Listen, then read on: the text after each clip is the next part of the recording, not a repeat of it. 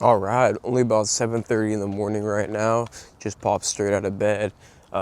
Drove out here in North Portland to get my morning walk in. Today I'm just gonna be talking to you guys about how important my morning step routine is, not only for restarting my circadian rhythm, but also just making sure I'm pushing my step count up throughout the day, aiming for about 10 to 15K steps. I find this has been extremely ideal. It's making it so I don't drink my coffee as soon, and many more benefits. So I'm gonna show y'all what's up with that. Number one is gonna be just having your socks ready to go. I'll put them right next to my shoes. Also just planning the night before. Okay, I know I'm going on this walk. It's something I'm looking forward to today. At the end of the day, a lot of it is pretty mental. Another huge thing you can tell, I'm on a pretty busy street right now. I personally like to drive out to some sort of location just so I can kind of stimulate my mind a little bit.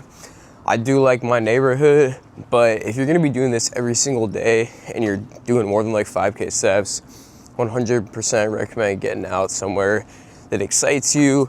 But if you're cool walking around in the neighborhood every morning, then that'll suit you as well. Making sure you got a good step goal to look forward to is gonna be really important. I personally shoot for 10 to 15K in the morning. Just gives me so much to work with throughout the day.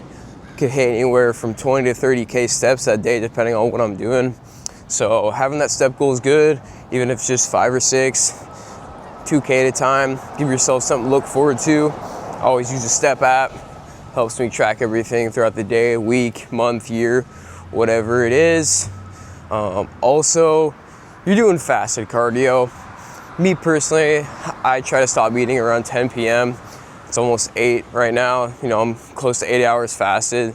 So getting any movement in the morning while you're fasted is also gonna be extremely ideal for you. Also going to be having a location you're going to or a little side quest. I'm always trying to stay hydrated in the morning. So right now I'm actually about to hit a new seasons, probably grab some spring water with some electrolytes in it. So kind of have some checkpoints, some things you're thinking about doing. For me, a fun thing is popping in a store, grabbing something to drink. I know I'm hydrating myself. So give yourself some little things, whether it's a park, anything like that. It is definitely gonna motivate you to push the pace and get to your location.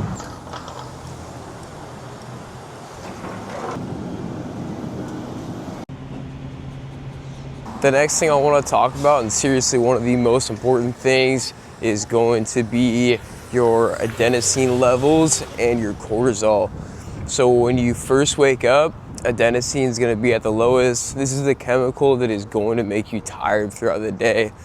So what you're doing by spending time out here is, if you are someone who uses caffeine, I'm sure we all are, I fucking love it, you're pushing out that window.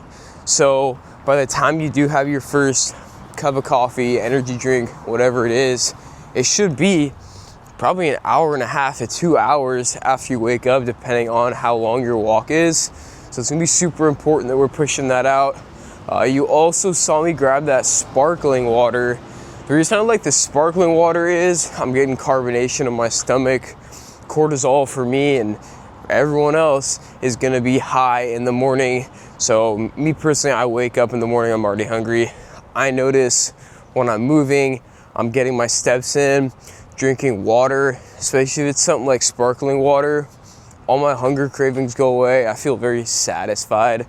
So that's usually why I go with the sparkling water. If not, I'll just go with some regular stuff or maybe some spring water with electrolytes. But yeah, super big in the morning that you're not just immediately smacking yourself with an energy drink. I did this for years.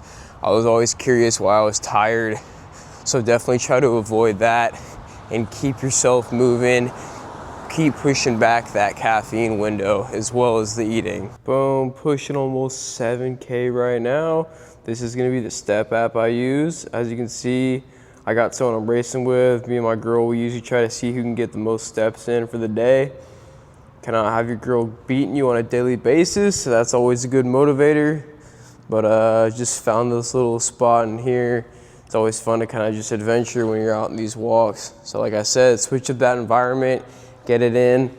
This is what's gonna kind of push you and motivate you to just keep moving around town, getting yourself out there in the morning to waking yourself up.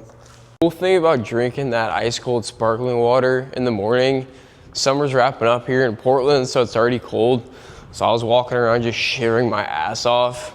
It can be pretty helpful to get yourself cold in the morning. For me, it feels like I just had a little coffee just based off of it. My mood's elevated. Shivering's always gonna be good. Kind of like an ice bath in a way. Not the exact benefits, but when you are cold, your dopamine's gonna spike up a little bit. So I really like that. But we're getting close. I probably got about another 6K to go. Just already mentally feeling better knowing by the time I get back to my car or my house, wherever it is, I'm probably gonna have more steps than 85% of people get on a daily basis. So this kind of just gives me a little mental win and boost for the day, knowing I got it done. I can keep stepping if I want to, I can relax, but definitely a plus getting it out of the way for the day. Thankfully the sun's starting to peek out a little bit. Huge thing I do every time I'm out here, if I'm not looking at my phone, is I am going to be kind of trying to stare into the blue right around the sun. So I'm not looking directly at the sun, but I'm looking at the blue around it. This is just flooding my eyes with whatever is going in there. All I know is it helps. I personally find I sleep a lot better on the days I'm out here in the morning when it is super sunny. So yeah, don't stare directly in the sun, but make sure you're looking in that blue. It'll really help you out. Get some goals going for yourself too. Usually I'll write these out the night before, that's what I did, but I do like to kind of edit them throughout the day. So this can be super helpful. It's gonna be important that when you do get home for the day, you got somewhat of a plan of what you're doing. I'm gonna wash my face, hit a little face mask.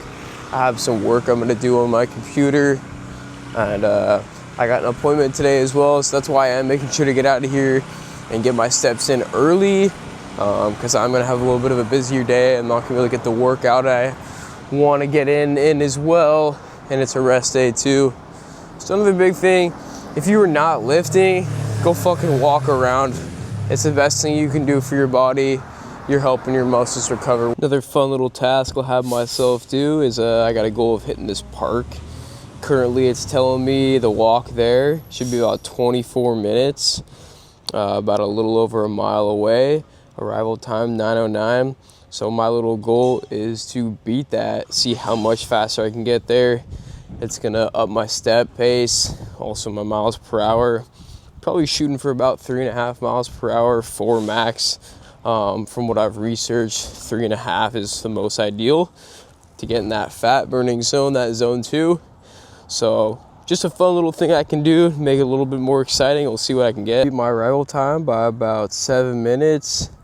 Looks like we also hit 10K steps here. Boom. So I probably got another 5-10 minute walk to the car here, but I'm enjoying myself in this park for a little bit. See what else we can get going. Really like getting my meals for the day set while I'm on the walk too. So I'm looking at 2,800 calories, 223 protein, almost 170 carb, and almost 150 fat. This is super helpful for me, so I just know what I'm eating, and I don't really make any adjustments once I make it in the morning. Dinner, I'm gonna be having a little yogurt bowl, frozen blueberries, 2% Greek yogurt, raw honey, and an entire dark chocolate bar. And then for my first meal of the day, we're doing a pound of ground beef, more raw honey, about 6 eggs, some butter, and then frozen blueberries as well. So I like to have 2 meals a day. I'm not working out today. Today's a little bit more of a rest day and just walking. But especially on these days, 2 meals is what keeps me satiated, not really craving any other food. One thing I tend to notice that makes it so my brain doesn't feel like it's scrambled by the time I get home is the type of content I'm putting in my ears. Usually I will just be listening to some sort of music, mainly like a podcast or a YouTube video, one really big thing I try to do with any of those videos I'm watching though is if I click on it, I gotta watch the whole thing. I find if I'm just swiping from video to video, getting bored after like 3 minutes, switching to the next one, it kind of just gets me in that cycle and I don't feel as composed mentally. So if you're gonna be picking a video, try to watch the whole thing. Don't know why it is, but that is definitely something that helps kind of ease me down and makes me feel more stable throughout the day. Just made it home from the walk, hit about 12K steps. Feeling pretty satisfied.